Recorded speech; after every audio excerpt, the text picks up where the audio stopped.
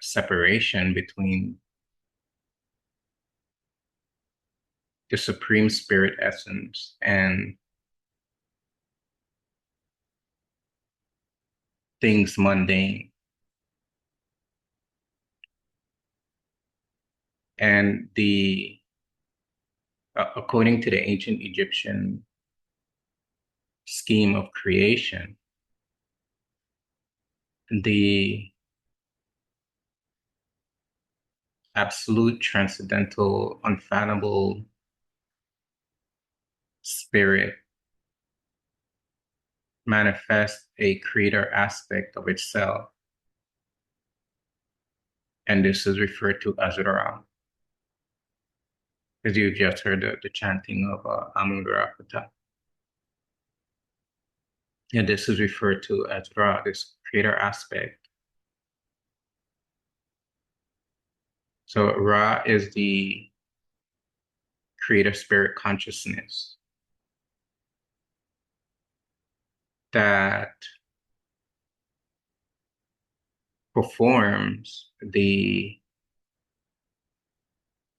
act of what is referred to as creation. And creation is seen as a cognitive act in the mind of the divine.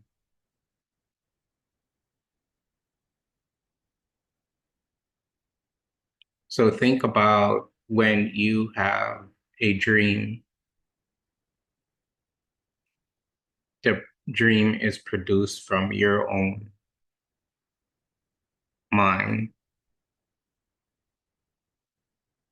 and there's something of you within the dream. You're involuted into the dream. Similarly, upon perception of your conscious mind of physical objects, you are perceiving the manifested aspect of an immaterial reality. And there's something of that essential spirit that is within the perceptual object. The essence spirit is within the object because it supports the appearance of the object.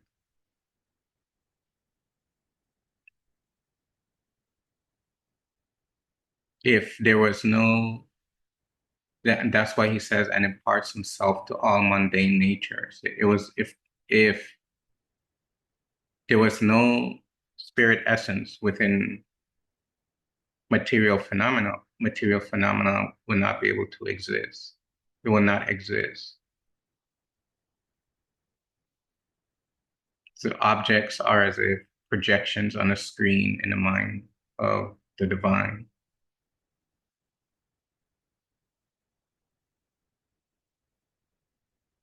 The screen, the spirit supports, like if you go to a movie, you go to a movie theater, there's a screen. So by analogy, that's the consciousness, that's spirit. And then there's a projection from the projector onto the screen. So the projector is the mind that's projecting the image onto the screen of spirit consciousness, spirit essence. If you remove the screen, spirit essence, there's nothing there to support the image. And you don't have a movie, you don't have an image on to view perceptually.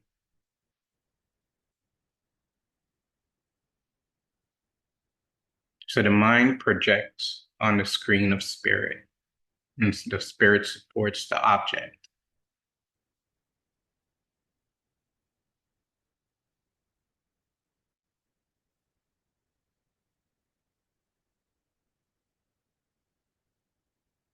And because there's this perceptual phenomenon that we're referring to as things, objects, creation, nature, whatever, there appears to be a separation between uh, the unfathomable, what I was referring to as the impartable last time, and the objects. However, essentially, the objects are appearing due to the spirit essence that is supporting the projection of the object.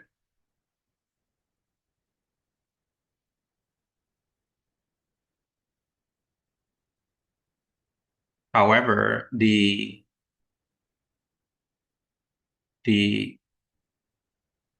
impartable transcends the object of perception, the above it, elevated. So if you were to take an object, let's say a statue of any deity, say a statue of Net or Sekhmet, and recall that Amblichus started out this portion of his missive talking about the importance of images and objects in spiritual practice.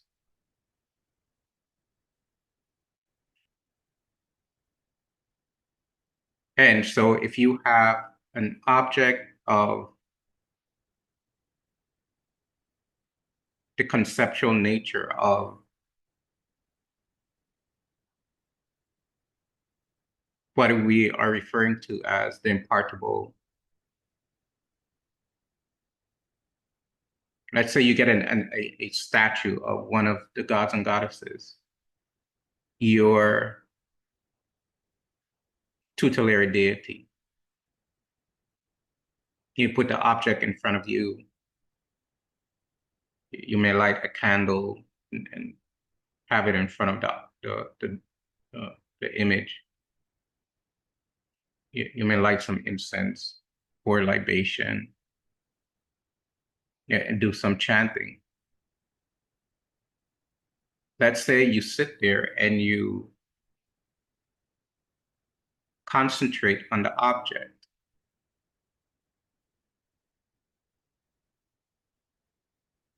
And let's say you concentrate on that object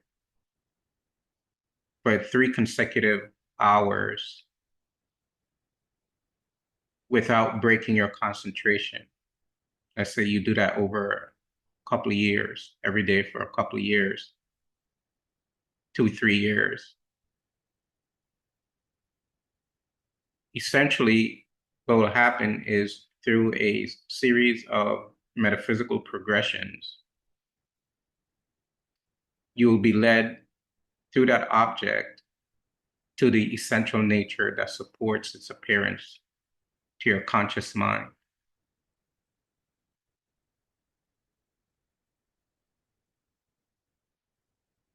And you would realize that the object is essentially an appearance,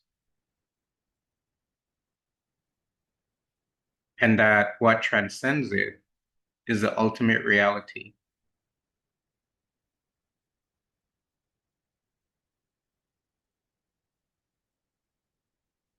And that ultimate reality is so transcendental that it is beyond all powers and forms, elements of the world in nature.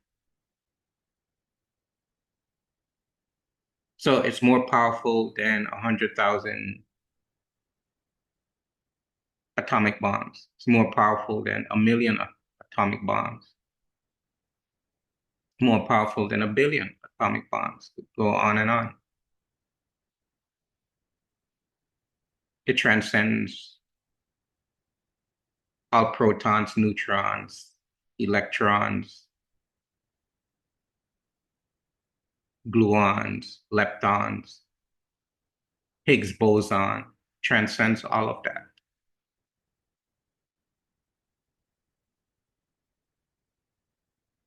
Transcends plutonium, magnesium, uranium. It's transcendental. It is beyond all elements of time and space.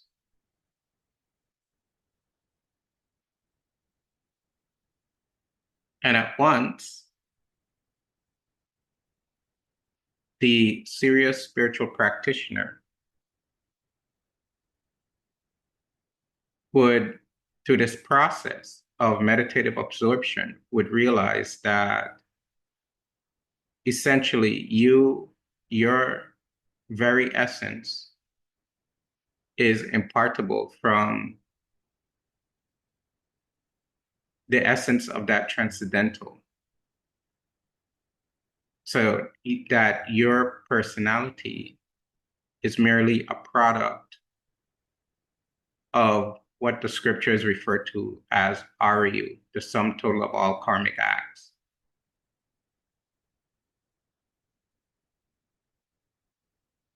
And that your little ego is so minuscule, but tries to control everything, that living according to egoism is an antithesis to the true nature of who you are.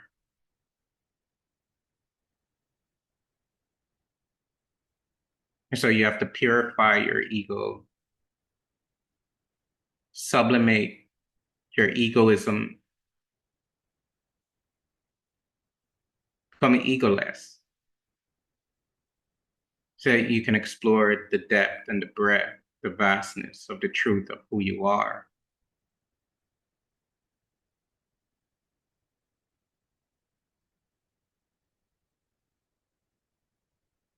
And if you don't have this mystical realization at some point, could take you 1,000 years, 5,000, 10,000, however long you want to be locked into the cycle of birth and death.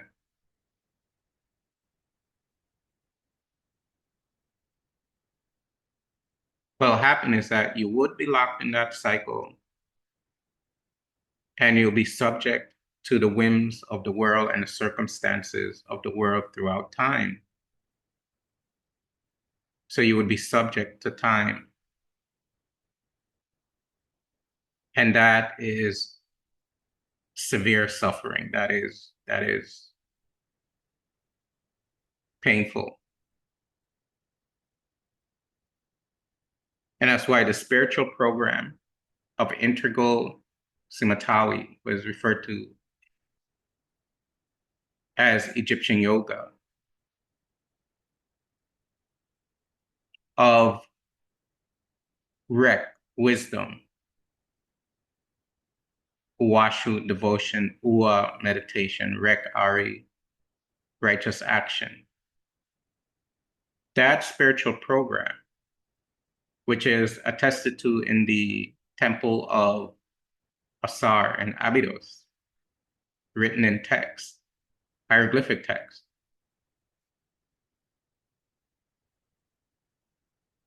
is a mystical program designed by sages to lead a human being out of the vicious cycle of birth and death, which is essentially living through delusion. And so we'll talk more about these issues when we come back next week and do again for another wonderful devotion. Until we meet each other again, Patek.